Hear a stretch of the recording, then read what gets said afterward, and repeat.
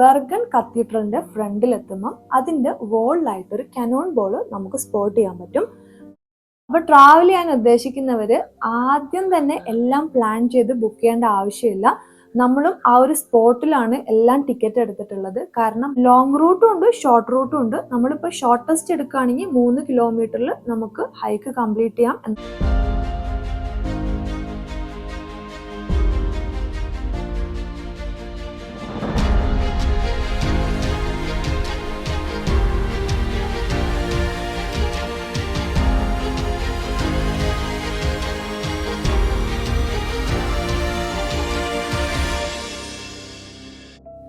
നോർവേയിലെ രണ്ടാമത്തെ വലിയ നഗരം ബർഗൻ സിറ്റിയിലേക്കാണ് നമ്മൾ ഇന്ന് യാത്ര ചെയ്യുന്നത്. അതും ലോകത്തിലെ തന്നെ ഏറ്റവും മനോഹരമായ ട്രെയിൻ യാത്രകളിൽ ഒന്ന് എന്നറിയപ്പെടുന്ന ഓസ്ലോ ബർഗൻ ട്രെയിനിലാണ് നമ്മൾ പോകുന്നത്.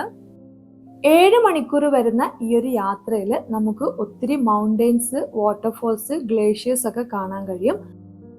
നോർവീജിയൻ ഫ്യോർഡിന്റെ കരയിലായിട്ട് ഒത്തിരി കളർഫുൾ വുഡൻ ഹൗസുകളുള്ള ഒരു കുഞ്ഞു നഗരം, അതാണ് ബർഗൻ എന്ന് പറയുന്നത്. ഭയങ്കര ചെറിയൊരു സിറ്റിയാണ്, എന്നാലും ഭയങ്കര കളർഫുൾ ആയിട്ട് കാണാൻ രസമുള്ള ഒരു സിറ്റി തന്നെയാണ്. എന്നാൽ ഇതിന് മറ്റൊരു ഫേസ് കൂടി ഉണ്ട്. ഈ ഒരു നഗരത്തിലൂടെ നമ്മൾ നടക്കുന്ന സമയത്ത് ബർഗൻ കത്തീഡ്രലിന്റെ ഫ്രണ്ടിലെത്തുമ്പം അതിന്റെ വോളിലായിട്ട് ഒരു കനോൺ ബോൾ നമുക്ക് സ്പോട്ട് ചെയ്യാൻ പറ്റും.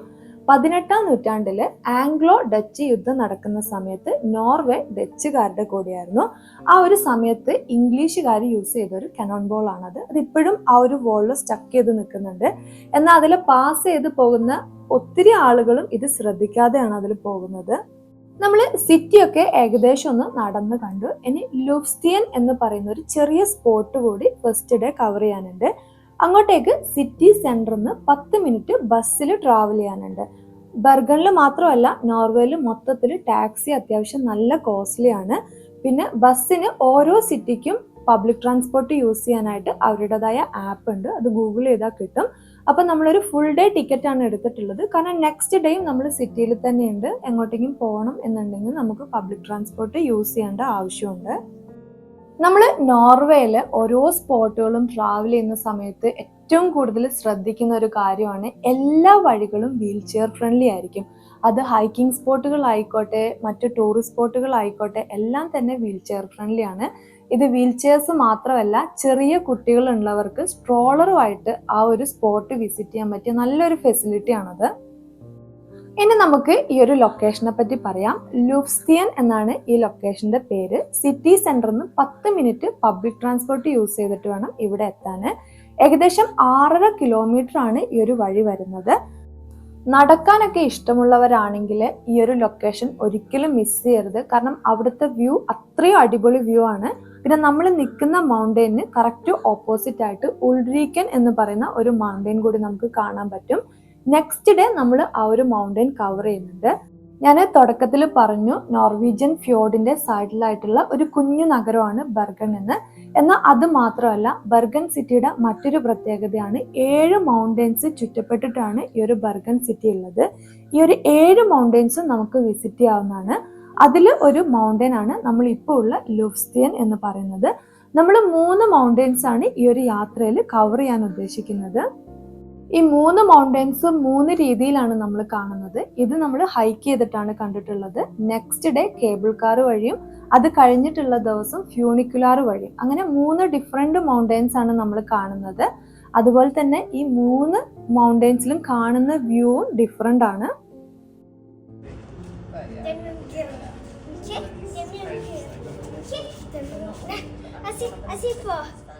ബർഗനിലെ സെക്കൻഡ് ഡേ നമ്മൾ ഉൾരീക്കൻ മൗണ്ടെയിൻ ആണ് കവർ ചെയ്യാൻ ഉദ്ദേശിക്കുന്നത്. 7 മൗണ്ടെയിൻസിലെ മറ്റൊരു മൗണ്ടെയിൻ.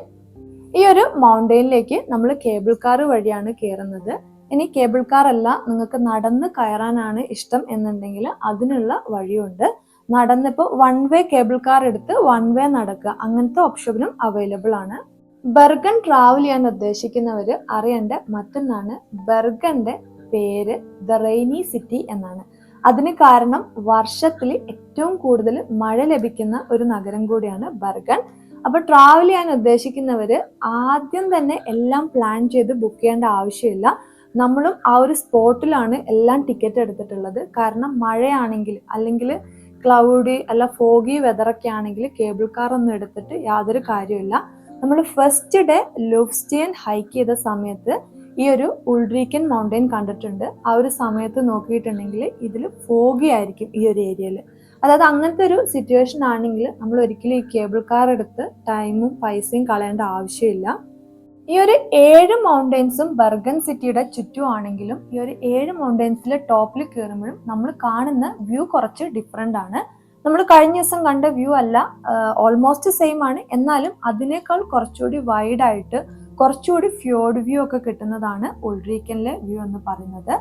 നമ്മൾ കേബിൾ കാറിലാണ് മുകളിലോട്ട് വന്നത്. അതുപോലെ ഹൈക്ക് ചെയ്യാനുള്ള ഓപ്ഷൻ ഉണ്ട്. ഇതിന്റെ ലെങ്ത് വരുന്നത് ഏകദേശം 3 കിലോമീറ്റർ ആണ്.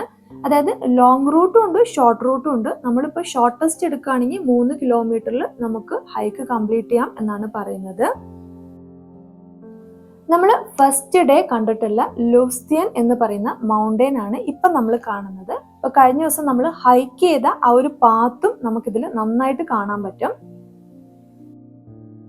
ഈ ഒരു മൗണ്ടെയിന്റെ ടോപ്പിൽ എത്തിക്കഴിഞ്ഞാൽ ബർഗന്റെ വ്യൂ മാത്രമല്ല, കേബിൾ കാർ സ്റ്റോപ്പ് ചെയ്യുന്ന സ്ഥലത്ത് ഒരു ചെറിയ റെസ്റ്റോറന്റ് ഉണ്ട്. നമുക്ക് രാത്രി ഡിന്നർ ടേബിൾ ഒക്കെ ബുക്ക് ചെയ്യാവുന്നതാണ്. അതുപോലെ തന്നെ അതിന്റെ ബാക്കിലേക്ക് ഒത്തിരി ഹൈക്കിംഗ് ട്രയൽസ് ഉണ്ട്. നമുക്ക് നടക്കണം അല്ലെങ്കിൽ ടൈം ഉണ്ട് എന്നുണ്ടെങ്കിൽ അതൊക്കെ എക്സ്പ്ലോർ ചെയ്യാവുന്നതാണ്. ഈ ഒരു കേബിൾ കാർ സ്റ്റാർട്ട് ചെയ്യുന്നത് രാവിലെ 9 മണിക്കാണ്. നമ്മളെ സെക്കൻഡ് ഡേ വെതർ അത്യാവശ്യം നല്ല വെതർ ആയിരുന്നു. ഇതുപോലെ ഒരു വെതർ ബർഗണിൽ കിട്ടുക എന്ന് പറയുന്നത് വളരെ റെയർ ആണ്. അതുകൊണ്ട് തന്നെ നമ്മൾ ഡേ കുറച്ച് നേരത്തെ സ്റ്റാർട്ട് ചെയ്തു. 9 മണിക്ക് തന്നെ നമ്മൾ കേബിൾ കാർ എടുത്തു. അതുകൊണ്ട് തന്നെ ആ ഒരു ഏരിയയിൽ അധികം ആളുകളൊന്നുമില്ല. നമുക്ക് അത്യാവശ്യം ഫ്രീ ആയിട്ട് തന്നെ അവിടുന്ന് ഫോട്ടോ എടുക്കാനും ആ ഒരു സ്ഥലം എക്സ്പ്ലോർ ചെയ്യാനൊക്കെ പറ്റി. ഏകദേശം നമ്മൾ 2 മുതൽ 3 മണിക്കൂർ വരെയാണ് അതിന്റെ ടോപ്പിൽ സ്പെൻഡ് ചെയ്തത്. വെതർ നല്ലതായതുകൊണ്ട് തന്നെ നമ്മളൊരു 3 മണിക്കൂറിന്റെ ഫ്യോർഡ് ക്രൂയിസ് ട്രിപ്പ് ബുക്ക് ചെയ്തു. അപ്പൊ ആ ഒരു ചെറിയ ഗ്യാപ്പിൽ, അത് 2 മണിക്കാണ് സ്റ്റാർട്ട് ചെയ്യുന്നത്, അപ്പൊ ചെറിയ ഗ്യാപ്പിൽ നമ്മൾ എന്തെങ്കിലും ഫുഡ് കഴിക്കണം. ഹാർബർ ഏരിയ ആയതുകൊണ്ട് തന്നെ ഒത്തിരി ഫ്രഷ് സീ ഫുഡ് കിട്ടുന്ന ഒരു ലൊക്കേഷൻ കൂടിയാണ് ബർഗൺ എന്ന് പറയുന്നത്. അപ്പൊ നമ്മൾ അവിടുന്ന് പൈലയാണ് ടേസ്റ്റ് ചെയ്തത്. ശരിക്കും പൈല എന്ന് പറയുന്നത് ഏഷ്യൻ ഫുഡാണ്, നോർവീജിയൻ അല്ല. പക്ഷെ അവിടുത്തെ ഏറ്റവും സ്പെഷ്യൽ ആയിട്ടുള്ള ഒരു ഫുഡ് തന്നെയാണ് ഈ പൈല എന്ന് പറയുന്നത്. അവിടെ വരുന്നവർ എന്തായാലും ടേസ്റ്റ് ചെയ്ത് നോക്കേണ്ട ഒരു ഫുഡ് ഐറ്റം. നോർവേയിലെ സാൽമൺ പോലെ ഫേമസ് ആയിട്ടുള്ള മറ്റൊന്നാണ് കിങ് ക്രാബ് എന്ന് പറയുന്നത്. ഭയങ്കര സോഫ്റ്റ് ആയിട്ട് ഫ്ലേവേർഡ് ആയിട്ടുള്ള മീറ്റ് ആണ് ഇതിന്റെ എന്നാണ് പറയുന്നത്. അപ്പോൾ ബർഗണിലെ നമ്മുടെ ഇന്നത്തെ കാഴ്ചകളും വിശേഷങ്ങളും എല്ലാവർക്കും ഇഷ്ടപ്പെട്ടു, ഇൻട്രസ്റ്റിംഗ് ആയിരുന്നു എന്ന് വിചാരിക്കുന്നു. കൂടുതൽ ബർഗണിലെ കാഴ്ചകളും വിശേഷങ്ങളുമായി അടുത്ത വീഡിയോയിൽ കാണാം. Thanks for watching.